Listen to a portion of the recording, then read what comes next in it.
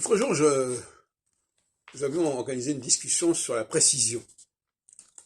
Je ne sais pas si ça a été enregistré ou pas, enfin peu importe. Et je disais qu'il fallait se méfier des gens qui avaient trop besoin de précision.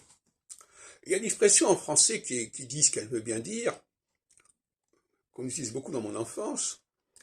Il faut toujours lui mettre les points sur les i. Et ça veut dire quoi? Ça veut dire que ce sont des gens qui ne comprennent pas à demi-mot. Il faut qu'on leur précise, qu'on leur souligne, etc. Ils ont besoin de précision. Pourquoi? Parce qu'ils n'ont pas le bagage qui leur permet de compléter les allusions qui sont faites. C'est souvent les étrangers qui n'ont pas ce bagage. Donc il faut tout préciser. Et en plus, alors ce qui est encore plus amusant, c'est effectivement des gens qui ne voient de rapport entre deux objets que quand ces deux objets sont exactement semblables. S'ils montrent deux objets dits exactement identiques, ils vont dire oui, ça se ressemble. Mais si jamais, par malheur, il y avait un petit détail différent dans un cas, là, ils ne voient plus le rapport.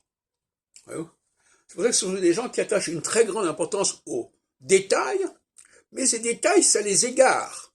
Parce que ça les empêche de voir les connexions.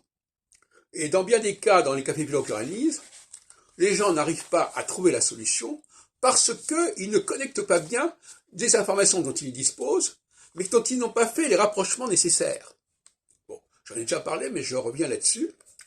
Et il y a une catégorie de gens qui ne voient des rapports que lorsque tout est exactement, mais alors littéralement identique. Alors là, ils disent oui, il y a un rapport. Mais si jamais il y a la moindre différence, ah ben non, c'est pas pareil, je vois pas le rapport. Voilà. Eh bien, ça, c'est une infirmité pour les chercheurs rédhibitoire. Un chercheur doit être capable de voir des rapports par-delà les différences, par-delà les détails qui distinguent, par-delà les corruptions qui peuvent empêcher de percevoir les similitudes. Quand on voit par exemple le rapport entre le français et l'anglais, dans bien des cas, c'est pas un rapport absolument identique à 100%. Ça sera pas la même prononciation, ça sera pas la même acception, ça sera pas la même ceci ou cela. Et ça suffit pour que les gens disent mais ça n'est pas la même langue, ce ne sont pas les mêmes mots, etc. Or, pour le chercheur, il est clair que lorsqu'il y a suffisamment de similitudes entre deux facteurs, on peut les rapprocher, on doit les rapprocher.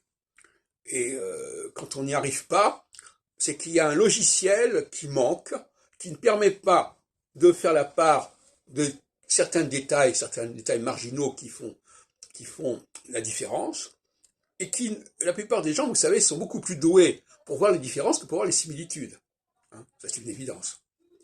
Sauf que ils vont généraliser sur un certain nombre de personnes, ils vont dire les hommes sont ceci, les juifs sont cela, mais il y a cette façon de généraliser, effectivement, mais dans bien des cas, ils n'arrivent pas à connecter correctement des objets qui ne sont différents que par des détails infimes.